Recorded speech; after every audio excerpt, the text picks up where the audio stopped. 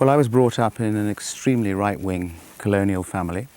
I was born in India and went to South Africa when I was the age of 5.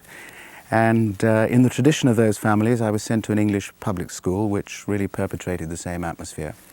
And when I was 21, I was working in Johannesburg and made my first film. My first documentary was made for the South African Department of Information. It was a film called The Anatomy of Apartheid. And at that time, there were those of us who were desperately hoping to believe that there was a benevolent aspect to apartheid. It was a time when there was great excitement about so-called creating free nations. The Transkei got its independence, in quotes, at that time. And that film was a bit of extraordinary wishful thinking. But it was very, very important for me because it gave me something that few other of my contemporaries, a few other white South Africans had. It gave me free access to the townships and also to the Bantustans. And at that very early, tender age, I got my very, very, very, very thorough political education. Black people, particularly in Soweto, who should perhaps have regarded me as the enemy, hopefully saw some spark there and said to me that things aren't like you believe.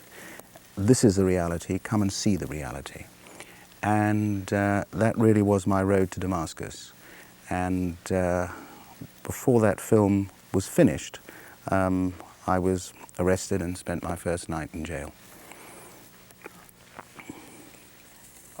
What was the overall attitude towards propaganda within South African Information Service at that time? Were they very sophisticated or not? Not at all sophisticated. It was very soft propaganda.